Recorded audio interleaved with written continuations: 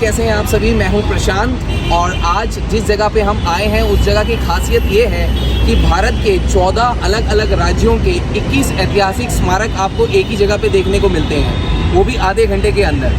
जी हाँ, हम जहां आए हैं जगह का नाम है भारत दर्शन पार्क, जो कि पंजाबी बाग में सिचुएटेड है। और यहाँ पे आने के लिए आपको नियरेस्ट जो मेट्रो स्टेशन होगा वो पंजाबी बाग वेस्ट आपको लेना होगा।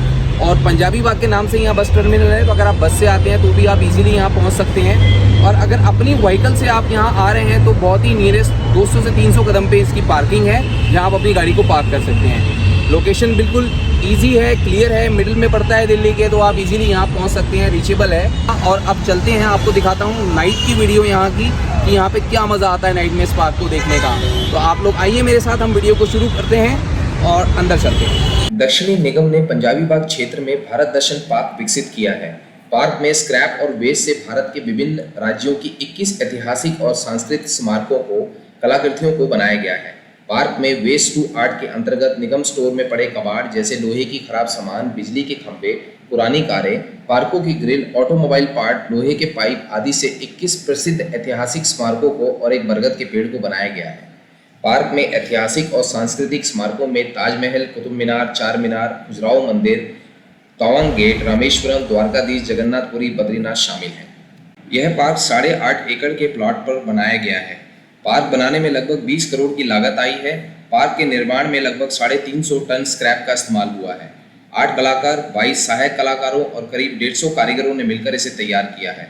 कोरोना महामारी के बावजूद पार्क को लगभग 22 महीने में विकसित किया गया है। ये पार्क इको फ्रेंडली सौर और पवन ऊर्जा उत्पादनों से आत्मनिर्भर है। पार्क में 5 सोलर ट्री भी लगाए गए हैं। सभी कलाकृतियों को रंग बिरंगी लाइटों से सजाया गया है।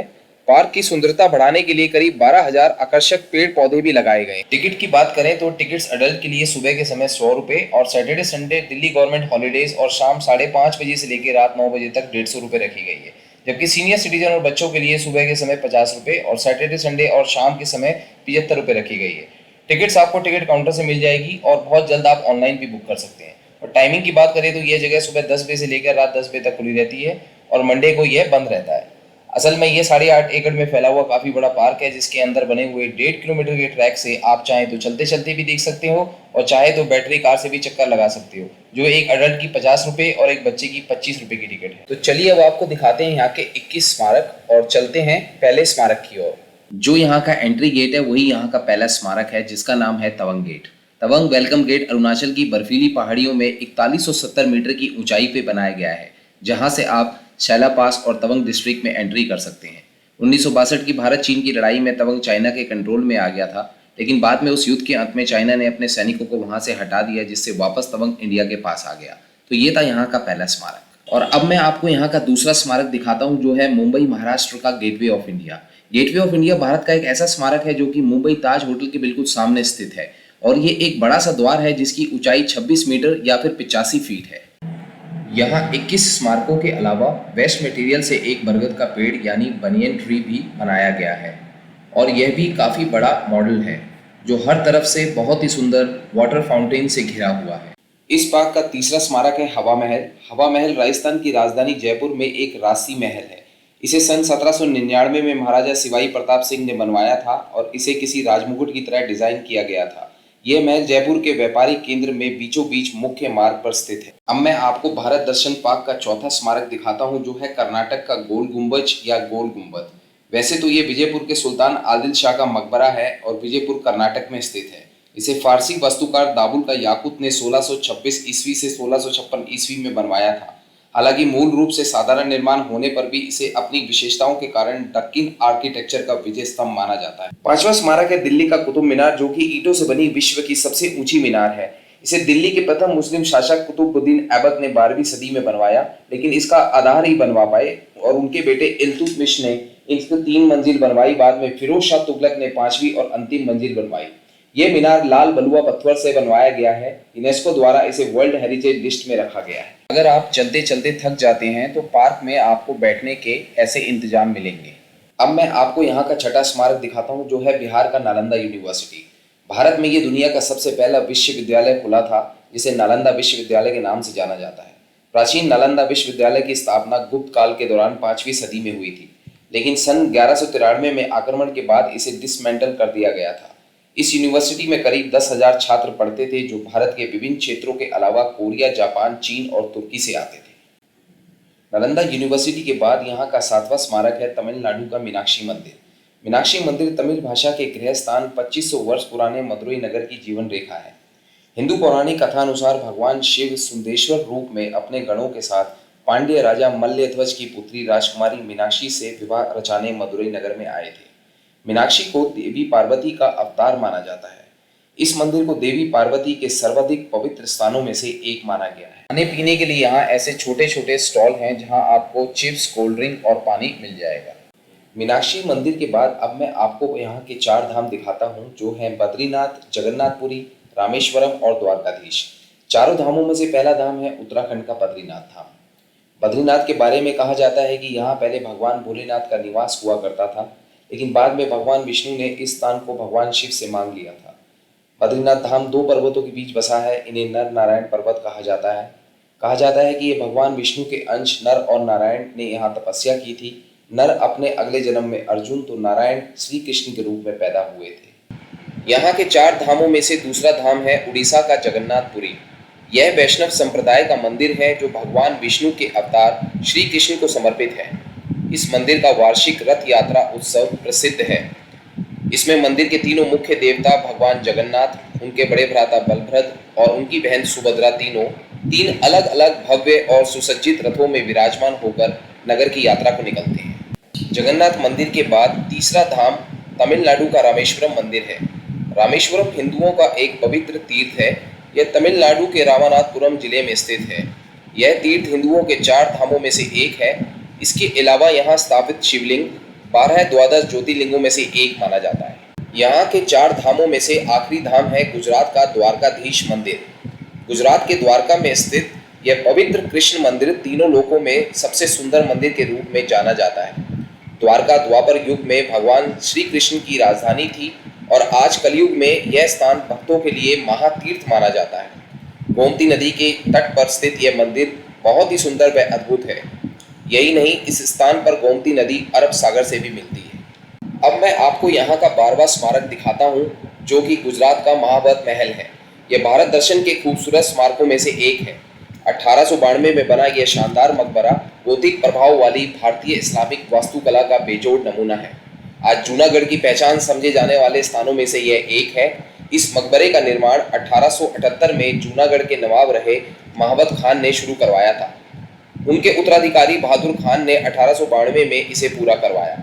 इस मकबरे की विशेषता इसकी मीनारों और विभिन्न आकारों वाली गुंबदों को घेरती घुमावदार सीढ़ियां हैं। महाबत महल के बाद अब मैं आपको यहाँ का 13वां स्मारक दिखाता हूँ जो कि मध्य प्रदेश का सांची स्तूप है। सांची का बौद्ध विहार महान स्तूप के लिए प्रसिद्ध है जो भारत के मध्य प्रदेश राज्य के रायसेन जिले के सांची शहर में स्थित है। ये स्तूप भगवान बुद्ध को श्रद्धांजलि अर्पित करते हैं। सांची प्रसिद्ध स्थानों में से एक है जिन्हें केवल भारत में ही मान्यता नहीं मिली है बल्कि आज यह पूरे विश्व में प्रसिद्ध है। सांची स्तूप के बाद अब हम चलते हैं यहाँ के 14वें स्मारक की ओर जो कि है कर्नाटका का हम्पी चारियोट। हम्पी दक्षिणी भारत के एक पुराने शहर विजयनगर में स्थित एक छोटा सा गांव है। 1936 से 1565 तक यह शहर विजयनगर साम्राज्य की राजधानी था। उस समय विजयनगर साम्राज्य दक्षिणी भारत के ज्यादातर हिस्सों पर राज करता था। 1565 में डेक्कन महासंघ ने इस शहर पर जीत हासिल की और कई महीनों तक इसकी संपत्ति को लूटा। इस शहर की खुदाई करने पर पुरातत्व विभाग को कई भव्य महल और मंदिर, पानी की शानदार व्यवस्था और कई दूसरे बुनियादी ढांचे मिले। इसके बाद 1986 में इस प्राचीन शहर को यूनेस्को विश्व विरासत स्थल घोषित कर दिया गया। यहाँ का 15वां स्मारक है कोलकाता का Victoria memorial. Victoria memorial Kolkata में स्थित एक प्रसिद्ध स्मारक है। यह स्मारक ब्रिटेन की महारानी विक्टोरिया को समर्पित है। अंग्रेज गवर्नर जनरल लॉर्ड कर्जन ने इस स्मारक को रानी विक्टोरिया की याद में 1905 ईस्वी में बनवाया था और ये कलकत्ता की ही नहीं पूरे भारत की शान है। इस भवन के अंदर एक शानदार संग्रहालय भी है जहां रानी के पियानो और स्टडी डेस्क सहित 3000 से भी अधिक अन्य वस्तुएं प्रदर्शित की गई हैं। यहाँ का 16वां स्मारक है उत्तर प्रदेश का ताजमहल। आप सभी ताजमहल के बारे में जानते ही हो जो कि दुनिया के 7 अजूबों में से एक है।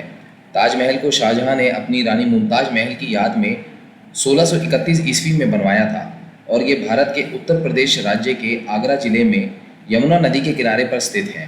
ताजमहल को बनाने में लगभग 22 महीने लगे थे और 22,000 कारीगरों ने इस पे काम किया था। अपनी भव्य सुंदरता की वजह से ताजमहल को 1983 में यूनेस्को ने विश्व धरोहर स्थल करार किया है। यहाँ का 17वां स्मारक है कर्नाटक का मैसूर पैलेस। मैसूर दक्षिण भारत के कर्नाटक राज्य के मैसूर शहर में स्थित एक खूबसूरत और ऐतिहासिक महल है। इस महल को अम्बा विलास महल के नाम से भी जाना जाता है। मैसूर महल को बेहद अद्भुत ढंग से बनाया गया है। यह द्रविड़ पूर्वी और रोमन स्थापत्य कला के मिश्रण से बना है। इसे स्लेटी पत्थरों से बनाया गया है और गुलाबी रंग के पत्थरों से बने गुंबद से सजा हुआ है। मैसूर पैलेस के बाद यहाँ का 18वां स्मारक है हैदराबाद का चार मीनार। हैदराबाद में स्थित इस विशाल और प्रभावशाली ऐतिहासिक स्मारक का निर्माण 1591 ईस्वी में कुतुब शाही राजवंश के 5वें शासक सुल्तान मोहम्मद कुली कुतुब शाह द्वारा करवाया गया था। जब कुतुब शाह ने अपनी राजधानी को गोलकुंडा से हैदराबाद शिफ्ट कर दिया था, तब इस भव्य इमारत और प्राचीन काल की सबसे उत्कृष्ट कृति का निर्माण किया गया था। हैदराबाद में स्थित ये ऐतिहासिक स्मारक चार मीनार दो शब्दों से मिलकर बना है, जो कि चार और मीनार, जिसका शाब्दिक अर्थ है चार खंबे। चार मीनार के बाद यहाँ का 19वां स्मारक है ओडिशा का कोणार्क मंदिर। सूर्य देव को समर्पित इस मंदिर का नाम दो शब्दों कोण और अर्क से जुड़कर बना है। कोण यानी कोना और अर्क का अर्थ सूर्य है, यानी सूर्य देव का कोना। इसे कोणार्क के सूर्य मंदिर के नाम से भी जाना जाता है। मंदिर का निर्माण 13वीं शताब्दी 1236 से 1264 ईस्वी में मध्यकाल में गंगवंश के प्रथम नरेश नरसिंह देव ने करवाया था। इस मंदिर के निर्माण में मुख्यतः बलुआ, ग्रेनाइट पत्थरों व कीमती धातुओं का इस्तेमाल किया गया है। यह मंदिर ओडिशा राज्य में पुरी शहर से लगभग 37 किलोमीटर दूर चंद्रभागा नदी के तट पर स्थित है। सन 1984 में यूनेस्को के वर्ल्ड हेरिटेज की सूची में इसे शामिल किया गया है। कोणार्क मंदिर के बाद यहाँ का 20वां स्मारक है महाराष्ट्र का अजंता और एलोरा की गुफाएं। महाराष्ट्र के औरंगाबाद जिले में स्थित अजंता और एलोरा की गुफाएं वैसे तो एक दूसरे से 100 किलोमीटर की दूरी पर स्थित हैं, लेकिन अपने सौंदर्य शास्त्र और महत्वता की वजह से इन दोनों का नाम हमेशा ही साथ में लिया जाता है। बड़े बड़े पहाड़ और चट्टानों को काटकर बनाई गई ये गुफाएं भारतीय कारीगरी और वास्तुकला का बेहतरीन नमूना है। अजंता की गुफाओं में ज़्यादातर दीवारों पर की गई नक्काशी बौद्ध धर्म से जुड़ी हुई है, जबकि एलोरा की गुफाओं में मौजूद वास्तुकला और मूर्तियां 3 अलग अलग धर्म से जुड़ी हुई हैं, बौद्ध धर्म, जैन धर्म और हिंदू धर्म। इसमें एक या दो नहीं 29 गुफाएं हैं। इन गुफाओं का निर्माण 5वीं से 11वीं शताब्दी के मध्य में हुआ था। इन गुफाओं को वर्ष 1983 में यूनेस्को ने वर्ल्ड हेरिटेज घोषित किया है। भारत दक्षिण पाक का आखिरी या 21वां स्मारक है मध्य प्रदेश का खजुराहो मंदिर। खजुराहो मंदिर भारत के मध्य प्रदेश में छतरपुर जिले में स्थित है। खजुराहो को प्राचीन काल में खजूरपुरा और खजूरवाहिका दोनों नाम से भी जाना जाता था। यहाँ बहुत बड़ी संख्या में प्राचीन हिंदू और जैन मंदिर हैं। चंदेल वंश के द्वारा 950 से 1050 ईसा पूर्व तक इन मंदिरों का निर्माण कार्य किया गया था। गाइस, तो कैसा लगा आपको भारत दर्शन का टूर करके? उम्मीद करता हूँ आपको वीडियो पसंद आई होगी। अगर वीडियो पसंद आई हो तो लाइक, शेयर और सब्सक्राइब जरूर कर देना चैनल को। So this is Prashant signing off. मिलते हैं आपसे किसी दूसरी वीडियो में। Till then, good bye. Basically waste से बनाया तो ये स्पेशलिटी है। नहीं, काफ़ी अच्छा बनाया। वेस्ट जो वेस्ट ऑफ आइटम्स है उससे काफ़ी अच्छा बनाया बेसिकली। क्या नाम आपका? ध्रुवी। ओके, ठीक है। Thank you guys, thank you.